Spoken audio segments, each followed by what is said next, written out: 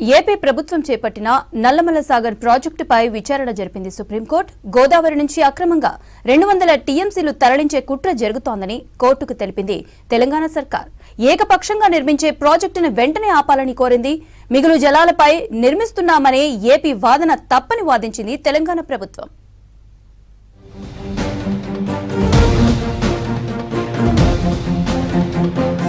AP ప్రభుత్వం చేపట్టిన నల్లమల సాగర్ ప్రాజెక్టుపై సుప్రీంకోర్టులో గట్టిగా వాదనలు వినిపించింది తెలంగాణ ప్రభుత్వం. ఏపీ ప్రభుత్వం అక్రమంగా గోదావరి నుంచి 200 టీఎంసీల నీటిని తరలించే కుట్ర చేస్తోందని వివరించింది. ఏకపక్షంగా పోలవరం ప్రాజెక్టు నుంచి నీటిని మళ్లించే ప్రాజెక్టుని వెంటనే ఆపాలని కోరింది. తెలంగాణ తరపున అడ్వకేట్ అభిషేక్ సింఘ్వి వాదనలు వినిపించారు.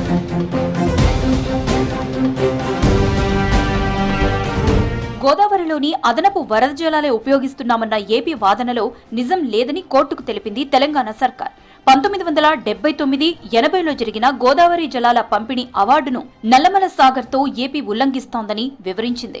6 గోదావరి తీర రాష్ట్రాల నుంచి ఎలాంటి అనుమతి లేదని కోర్టుకు తెలిపింది. నల్లమల సాగర్ వాదన నీటిపై కాకుండా 75% నదీ ప్రవాహంపై ఆధారపడి నిర్మిస్తున్నట్లు కోర్టుకు వివరించింది తెలంగాణ ప్రభుత్వం. ఏ గవర్నమెంట్ అథారిటీ కూడా మిగులు వరద జలాలపై నిర్మిస్తున్నట్లు నిర్ధారించలేదని తెలిపింది.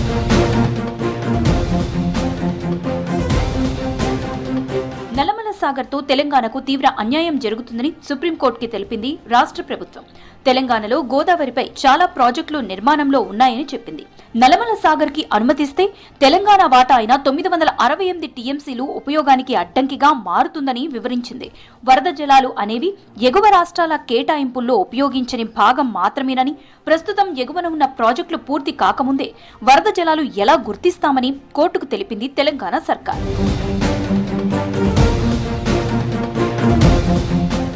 పోలవరంలో నల్లమల సాగర్ భాగం కాదని, సమగ్ర అధ్యయనం అవసరం ఉందని తెలిపింది తెలంగాణ ప్రభుత్వం.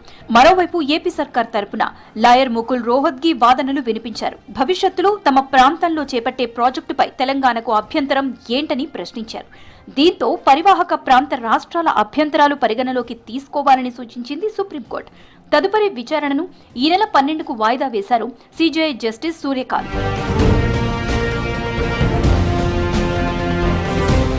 గడిచిన 45 ఏళ్లలో గోదావరి నుంచి 3000 టీఎంసీలు సముద్రంలో వృధాగా కలిశాయన్నారు ఏపీ సీఎం చంద్రబాబు. గోదావరిలో నీళ్లు పుష్కలంగా ఉన్నాయని, కాళేశ్వరం ప్రాజెక్టు కట్టితే తాము అభ్యంతరం చెప్పలేదన్నారు. తెలుగు రాష్ట్రాల మధ్య సమైక్యత అవసరమన్నారు చంద్రబాబు.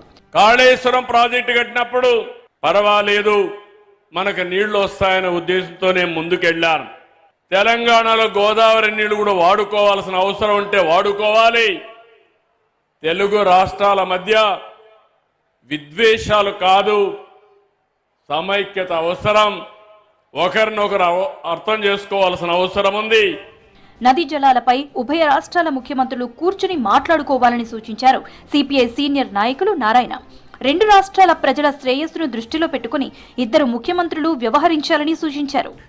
నదీ జలాల వ్యవహారం కోర్టు తేలలో 4 గోళ్ల మధ్య ఇద్దరు ముఖ్యమంత్రులు కూర్చొని చర్చించి అవసరం ఎక్స్పర్ట్ సలహా తీసుకొని ఒక నిర్దిష్ట స్వరూపంతో తెలుగు రాష్ట్ర ప్రజానీకం బాగుపడాలి.